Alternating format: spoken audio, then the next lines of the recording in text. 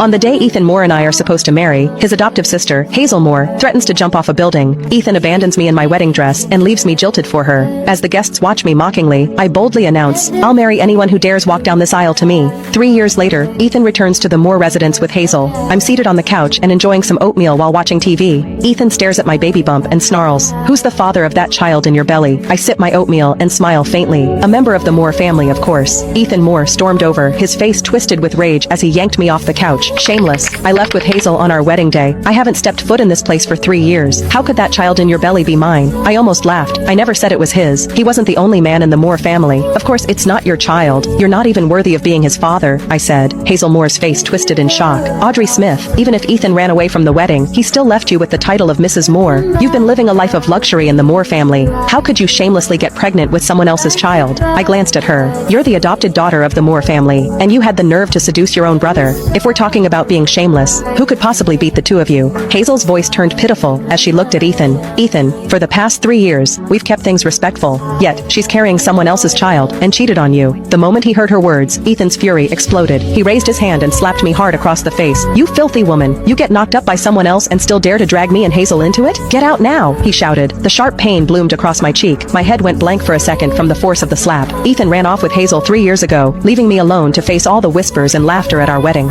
Driven by rage, I called for a groom on the spot. It was his uncle, Jeremiah Moore, who stepped up and married me that same day. In Beaverton City, Jeremiah was known as the Frost King. Everyone has treated me with the utmost respect ever since I married him. After I got pregnant, he spoiled me even more. He wouldn't let a strand of my hair be harmed. Blood would have been spilled if he had known what Ethan had just done. To avoid a full-blown family tragedy and for the sake of the child in my belly, I said coldly, "If you both leave now, I'll pretend this never happened." However, they didn't appreciate the offer. Hazel lunged forward and yanked my hair. "Ethan, this woman is scared. She wants us to leave now so she can use that child to take everything from the Moores." Ethan snapped. "So that's what this is about. Well, I'm not letting it happen." I twisted away from Hazel's grip and said coldly, "David disowned you the day you two ran off. You had nothing to do with this family from that moment on." Hazel let out a scoff. "That was just Grandpa venting. Ethan's the only grandson of the Moore family. Do you really think he's going to stay disowned forever?" Ethan's expression turned smug. "Grandpa already said everything belongs to me." I placed a hand over my belly, my voice icy. "Not anymore. This child is also a member of the Moore family." I thought I'd made myself perfectly clear.